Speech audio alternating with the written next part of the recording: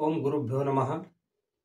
भावांनो, माणसाला ह्या समाजात समाधानाने जगण्यासाठी थोडंसं का होईना आत्मसन्मानाची किंवा प्रतिष्ठेची गरज असते.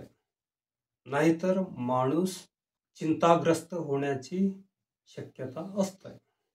पण काही लोकांना प्रतिष्ठेची मोह असते किंवा प्रतिष्ठेची भूक असते, अतिभूक असते.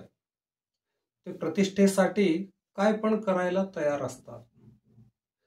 तसल्या लोकांना मला सांगायचं आहे की तेवढी भूक कशाला ठेवता, तेवढी प्रतिष्ठेची तुम्हाला गरज काय, तेवढी मोह करू नका.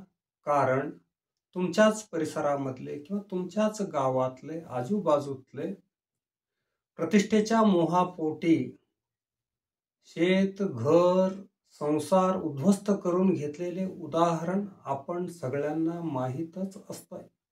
बघा जरा. आणि प्रतिष्ठेची भूक असू नये ह्याचं अजून एक कारण आहे. ते म्हणजे महात्म्यांनी ह्या अगोदरच सांगितलंय, लोकांची प्रतिष्ठा जे असते ना त्याला डुकराची विष्ट म्हणलंय. कोण? महात्म्यांनी. का? त्याच्यामुळे माणसाचं अधोगतीच होतंय. माणसाचं प्रगती होणं शक्य नाही. कशाने? प्रतिष्ठेने. म्हणून महात्म्यांनी प्रतिष्ठेला डुकराचं विष्ट म्हणलंय. प्रतिष्ठेने पोट तर भरत नाही. पाहिजे, थोडं पाहिजे, पण त्याचं मोही होऊ नका. त्याच्या पाठीमागे लागू नका. किंमत मिळवण्यासाठी संसार उद्ध्वस्त करून घेऊ नका. हेच माझं सांगणं आहे. धन्यवाद.